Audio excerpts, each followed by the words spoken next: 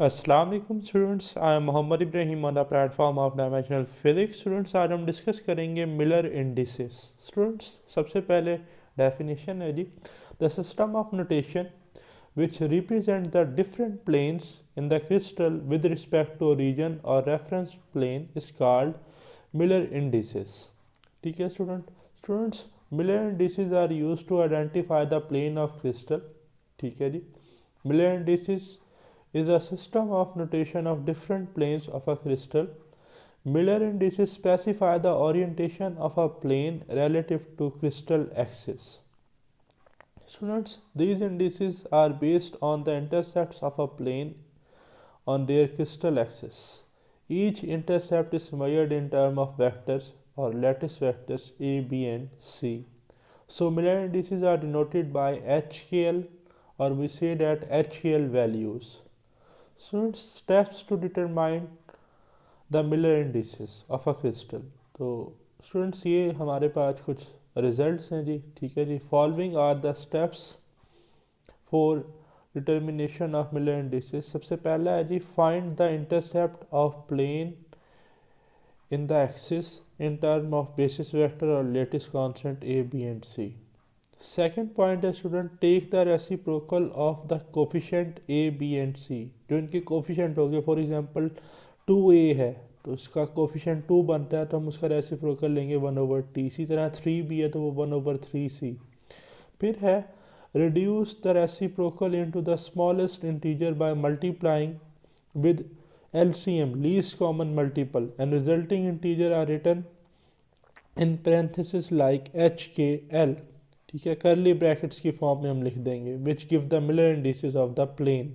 Student, note है very important, all other planes parallel to first plane will have the same Miller indices। उनकी HKL value same होंगी वो उन planes की जो आपस में पैरेलल होंगे।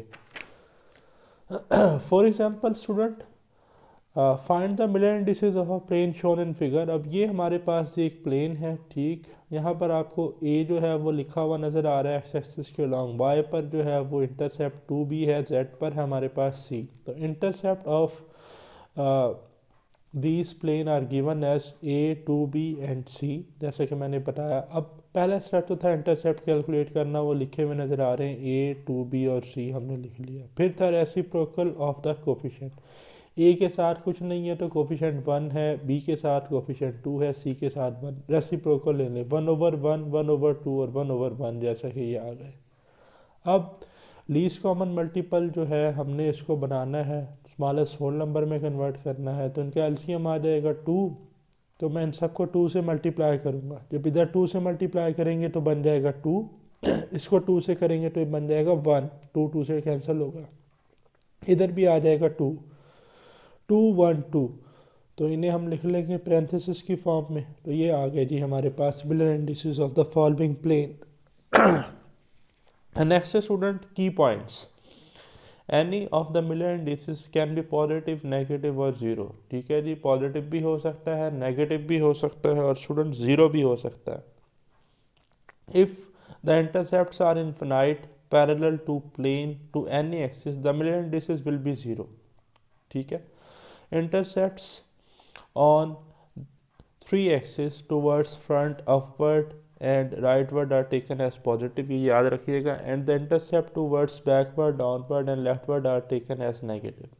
The negative intercepts are indicated by a bar on the number. अब नेगेटिव फॉर एग्जांपल कोई अगर मिलर इंडिसेस है, HKL वैल्यूज है, तो उनको हम बार लगाएंगे।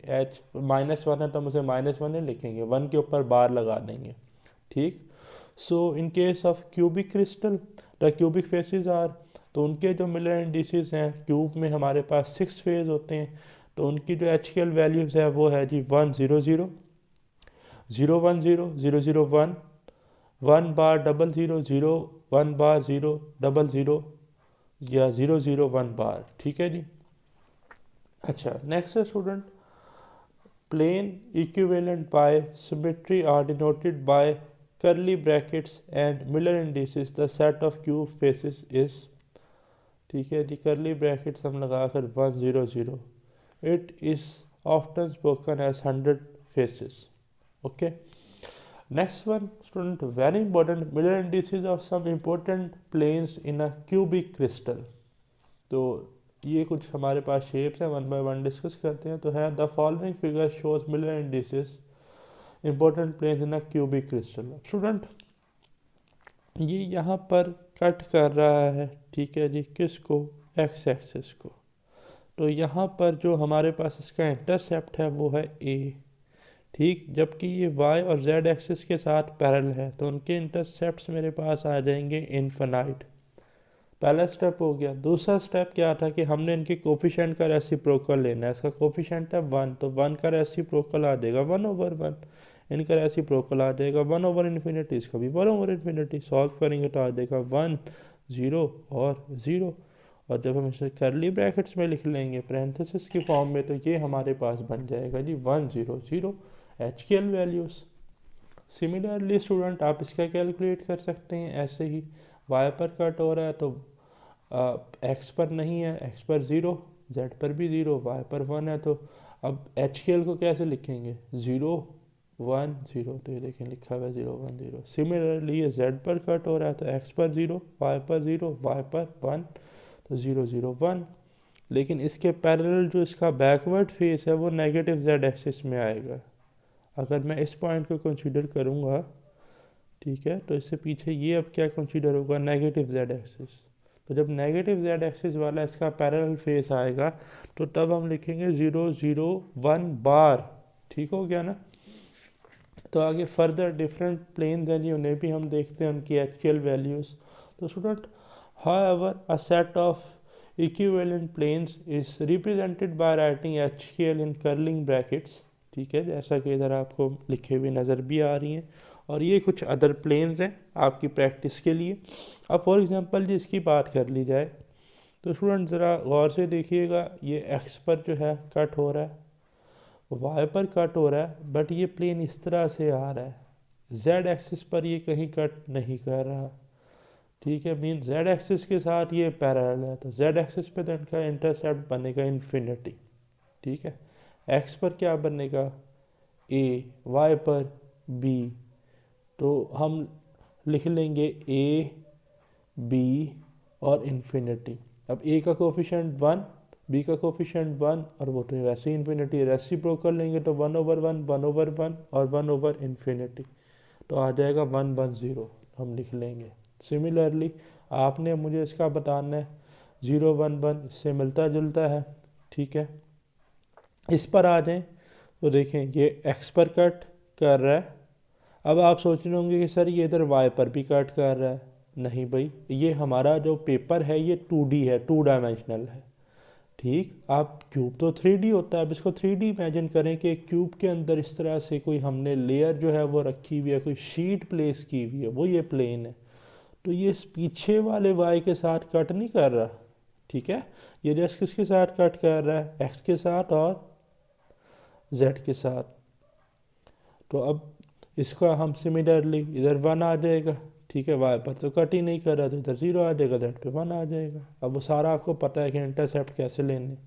ठीक है, सिमिलरली ये एक्स पे भी कट कर रहा है, वाई पे भी कर रहा है, जेड पे भी, तो 1 1 1 1 आ जाएगा. अच्छा, अब आ जाए इस शेप पर. इस शेप को कैसे सॉल्व करना है. स्टूडेंट याद रखिएगा कि इस केस में हमारे पास जो वैल्यू है, ठीक है जी, इंटरसेप्ट यहाँ तक कितना था टोटल, अभी कट तो कर रहा है एक्स पे, यहाँ तक कितना था ए. अगर ये टोटल ए था तो ये इतना हिस्सा कितना होगा, a/2, a/2. तो इसका जो हमारे पास इंटरसेप्ट है, ठीक है, वो क्या आ जाएगा, a/2. सिमिलरली ये सारा b था तो b का हाफ कितना बनेगा, b/2. और इधर z वाले के लिए c/2. अब हमने इसके कोफिशेंट का रेसिप्रोकल लेना है.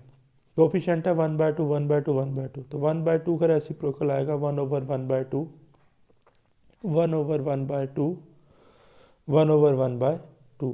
रेसिप्रोकल ले लेंगे तो आ जाएगा 2 2 और 2. और यही स्टूडेंट क्या होंगे, इसके मिलर इंडिसेस होंगे, एच के एल वैल्यूज़ होंगी. ठीक है जी. सिमिलरली अब यहाँ आपको पता है ये हाफ आ रहा है, तो सिंप्लीफाई करके इसकी एच की वैल्यू 2 बनेगी. वाई पे कट कर रहा है तो यहाँ पर 1 आएगा.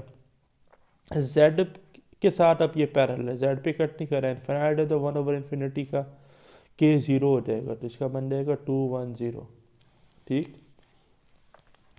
नेक्स्ट फिर अब इस प्लेन को देखें, इसकी ज़रा लिखते हैं, एक्स को कट कर रहा है, ठीक है, एक्स पे इसका अब जो इंटरसेप्ट है वो क्या बनेगा, ए, ठीक है, वाई पे कट कर रहा है जी, वाई के मिड में कर रहा है, तो ये टोटल सारा कितना था यहाँ से यहाँ तक बी, तो ये बनेगा b/2, तो इधर लिख लें b/2। अच्छा, z के क्या है, पैरेलल, या z पर भी कट कर रहा है, नहीं z के तो पैरेलल है, फिर यहाँ तो आएगा इन्फिनिटी। अब ये जो इंटरसेप्ट है इनके कोफिशिएंट का रेसिप्रोकल 1 है तो 1/1, इसका कोफिशिएंट 1/2 है तो आ जाएगा 1/1/2, और आ जाएगा 1/infinity। तो 1 2 और समथिंग और इन्फिनिटी 0, तो ये आ गया जी। ठीक है,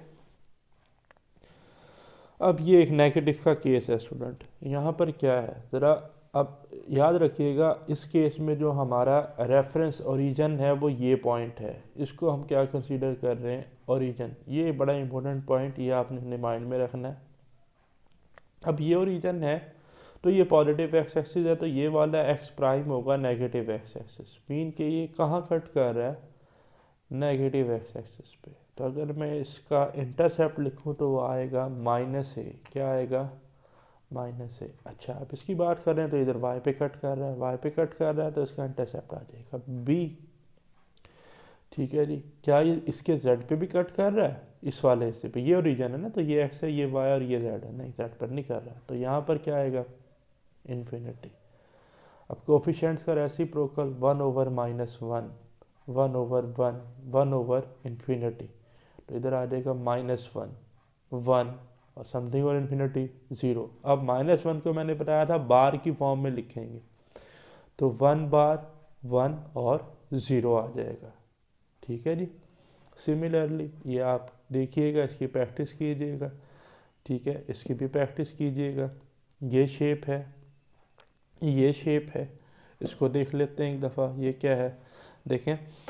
अब यहाँ तक इंटरसेप्ट कितना था, टोटल यहाँ से यहाँ तक a, ठीक है। अब इसका कितने हिस्से हुए हैं सरफेस के, एक हिस्सा ये है, एक हिस्सा जो है वो इस सरफेस का ये है, और एक हिस्सा ये है, तो टोटल था a के 3 हिस्से करें तो ये एक हिस्सा कितना बनता है, a/3 का, तो ये a/3 है, तो ये हिस्सा भी a/3 और ये वाला भी a/3, तो इसका इंटरसेप्ट कितना आएगा, x पर a/3। वाई पर कट कर रहा है जी, बिल्कुल कर रहा है, अगर ये ओरिजिन है तो यहाँ क्या आ जाएगा, b। अच्छा, z के साथ पैरेलल, z पे कट नहीं कर रहा तो आएगा इन्फिनिटी। अब इसके कोफिशिएंट का क्या करना है, रेसिप्रोकल, तो 1/1/3, 1/1, 1/infinity, तो अब क्या आ जाएगा, 3 1 0, ले जी आगे मिले इंडिसेस 3 1 0। ठीक है, सिमिलरली इसको कीजिएगा, इसको कीजिएगा, और ये कुछ शेप हैं, स्क्रीनशॉट ले लें इनका, ठीक है। तो इनकी आपने जो है HCl वैल्यूज़ वो कमेंट्स करनी है, मुझे बताना है, प्रैक्टिस के लिए हैं। मिलते हैं इंशाल्लाह नेक्स्ट वीडियो के साथ। अल्लाह हाफिज़।